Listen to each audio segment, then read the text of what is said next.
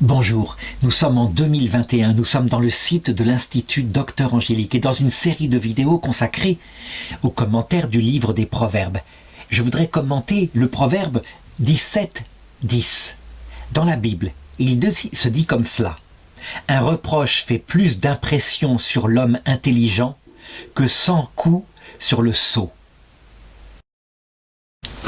Et donc je voudrais commenter ce proverbe toujours pareil de deux façons.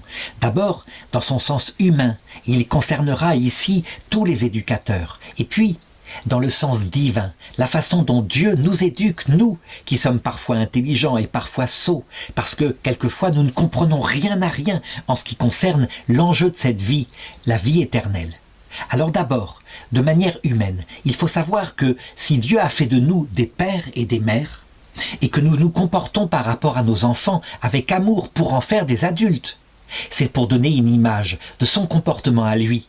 Quand il nous a créés, évidemment, il agit de la même façon, il veut pour nous le bien du salut éternel. Et donc, parfois, il s'adapte, c'est ce qu'on appelle la pastorale de Dieu, il s'adapte à ce que nous sommes. Eh bien, comme nous le faisons pour nous, parents, avec nos enfants. Il faut le reconnaître. Lorsque nous avons un enfant qui est intelligent, qui comprend que ses parents véritablement veulent faire de lui un adulte. Et donc pour cela, ça ne s'invente pas. Certes, il peut y avoir des bonnes dispositions génétiques, mais ce qui jouera à 80%, c'est les bonnes dispositions de préparation à l'éducation. Et ça se prend ceci dès la naissance d'un petit. Lorsque des parents, au lieu de se fier à des théories, regardent simplement comment se comportent, par exemple, les animaux proches de l'homme, comme le petit chien, qui élève sa portée, et qu'ils considèrent, alors qu'ils sont tout petits, qu'ils n'ont pas de caprice, comment une maman chien instinctivement sait procéder. Pour faire une pré-éducation, eh bien, elle donne beaucoup de tendresse à ses petits. Et certains diront, ben voilà, c'est le secret. Il faut aimer ses enfants, tout petits, et c'est tout, il n'y a besoin de rien d'autre. Eh bien, ils se trompent, ils ont mal regardé. Elle est capable aussi de sanctions, d'autorité. Quand par exemple un des petits sort du nid, n'est pas encore temps qu'il risque sa vie en dehors, elle est capable de gronder et de le ramener manu militari en le prenant par la peau du cou dans le nid.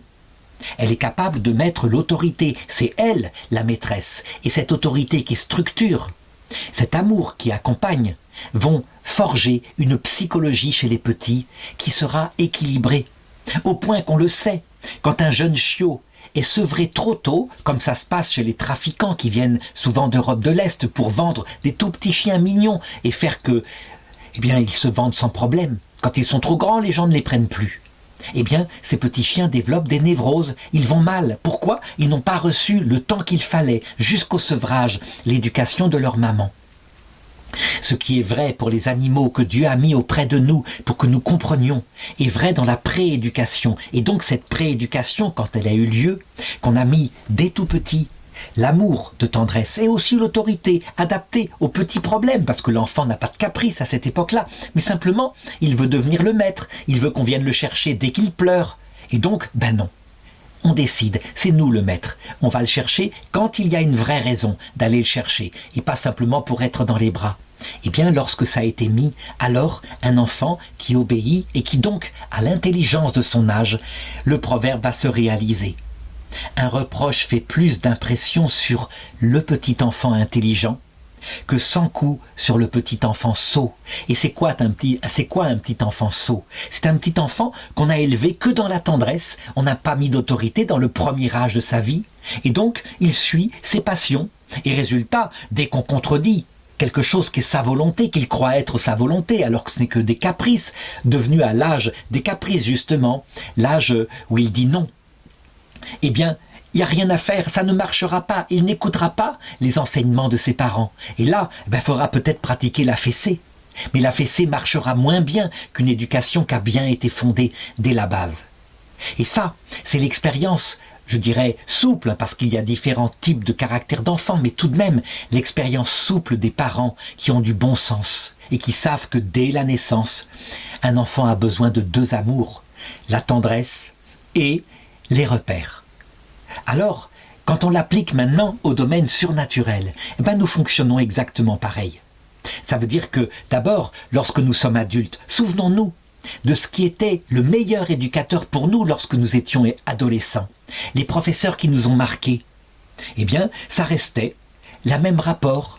Un professeur qui avait de l'autorité et en même temps de l'amour pour ses élèves et qui leur apportait alors le meilleur, qui savait tenir sa classe et en même temps, chaque personne était important pour lui.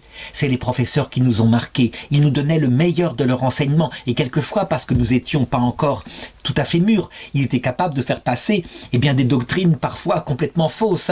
Mais c'est comme ça, parce que l'affectivité jouait beaucoup. Et Dieu, il fonctionne exactement pareil avec nous. Lorsque il constate du haut du ciel, venant sur terre avec ses anges, en voyant ses saints, il constate que nous sommes capricieux, centrés uniquement sur notre bonheur terrestre, habitants de la terre, négligeant complètement le salut éternel, donc centrés sur notre plaisir immédiat, sur l'accumulation d'argent ou alors sur la gloire que nous héritons des autres. Eh bien, on peut dire que Dieu, dans ces cas-là, il ne va pas hésiter à utiliser la fessée, les 100 coups, parce que nous sommes sots. Et donc, par nous faire passer par des épreuves qui sont conséquences de nos convoitises. Il laisse faire quelquefois. Et j'en ai des exemples qu'on considère simplement, par exemple, la génération en 2021 que nous voyons arriver au terme de sa vie, la génération de mai 68. C'est une génération qui a été sotte, non pas parce qu'elle avait aucun mérite, mais parce que, en voulant se poser comme meilleure et plus intelligente que leurs propres parents, qui avaient été eux-mêmes sots, en mettant tout leur honneur et leur fierté dans l'unique gloire de leur patrie. C'est un peu ça, la génération de 14, la génération de 39. Eux dire, nous avons l'intelligence et nous mettons tout dans la liberté, la capacité de jouir sans entrave, de profiter de cette vie. Et Dieu, pas besoin, on s'en passe. Créons le monde idéal, disait cette génération occidentale autour de la chanson de John Lennon. Imagine, un monde merveilleux, il n'y a plus de frontières, tout le monde peut venir chez nous, c'est un monde unifié. Et puis, il n'y a pas de Dieu au-dessus, ça sert à rien. Et pas d'enfer au-dessous pour culpabiliser, ça sert à rien. Non. Alors ce serait le paradis, dit la chanson Imagine de John Lennon, le paradis sur terre. Quelle bêtise évidemment, quelle stupidité. D'abord parce que, quand on supprime les frontières, ça marche, sauf pour certains peuples qui n'ont pas les mêmes mœurs et qui véritablement méprisent cela. Et c'est ce qui s'est passé. L'Europe a hérité d'une certaine forme d'immigration qui méprise ses valeurs et qui est prêt à rentrer dans une guerre civile s'il le faut pour conquérir ce pays qu'il méprise.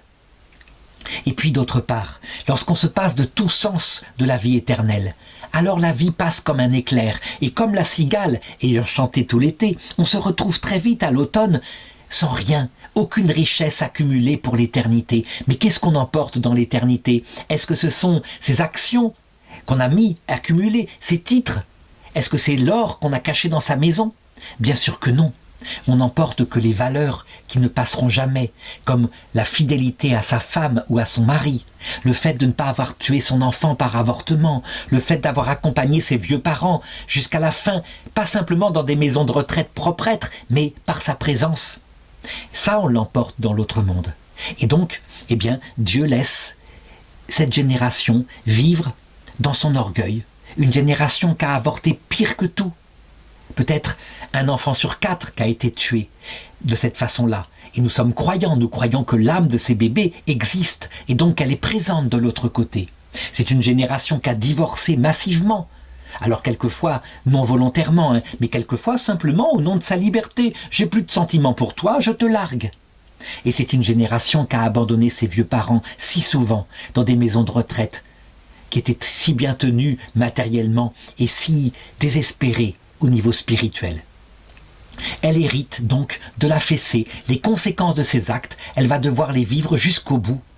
Et Dieu, est-ce qu'il rendra sa grâce, eux qui ont reçu du catéchisme de leur enfance? Pas forcément. Dieu les laissera passer par l'angoisse. Vous n'avez pas cherché dans votre jeunesse, vous ne m'aurez pas pour vous accompagner à l'heure de la mort. Vous passerez par l'angoisse, mais ce ne sera pas pour vous perdre. Ce sera pour vous récupérer et vous faire miséricorde de l'autre côté, où je vous accueillerai, bien sûr. Et ceux qui se repentiront seront pardonnés. Et donc on le voit, sans coup, on peut d'effet sur le sot. Et c'est vrai, cette génération sotte est là, à 75 ans, en train de dire « Mais non, nous avons raison. Quel est ce commentaire? Commentaire de notre vie. Nous avons raison, nous avons bien vécu et nous ne regrettons rien. Pensez-vous, c'est une génération angoissée, profondément angoissée dans la solitude de vie où il n'y a plus rien à attendre, parce que l'avenir n'existe plus, il n'y croit plus. Donc tout ça n'est qu'apparence, bien sûr, et la miséricorde le sera faite. Bien sûr, il vaut mieux, évidemment, être dans la première partie de ce proverbe. Un reproche fait plus d'impression sur l'homme intelligent. Oui, un reproche, parce que cette vidéo peut être culpabilisante, un reproche, si certains sont intelligents pour l'entendre, alors ils feront comme cela. Ils rechercheront de nouveau Dieu. Et ils se mettront face à lui en vérité, en disant « Oui, nous étions tellement bêtes. » Et nous avons défendu des espèces de slogans « Faites l'amour, pas la guerre »,« Plutôt rouge que mort »,« Jouir sans entrave », etc. Enfin, des tas de slogans qui étaient une bêtise d'adolescents. Mais nous les avons appliqués. Et maintenant, nous en récoltons les fruits. Et donc, un retour vers Dieu, un retour vers le regret pour les actes commis, une réconciliation. Et le fait de se confier à ces enfants qu'on a avortés, qui sont dans l'autre monde, qui ont bien sûr été récupérés par Dieu, comment pourrait-il en être autrement? Se préparer à les rencontrer, ces enfants qu'on a abandonnés, qui ont été adoptés et élevés par des parrains marraines du ciel. Affronter dès maintenant, je dirais en vérité, une vie qu'on a passée dans la vanité, bien sûr. Et savoir que le péché serait-il aussi grand qu'une montagne, parce que de tels péchés que j'ai décrits, eh bien, sont gravissimes. Ils ne valent pas moins que les péchés de la génération précédente, avec sa guerre 14, avec sa guerre 39. Eh bien, serait-il grand comme une maison?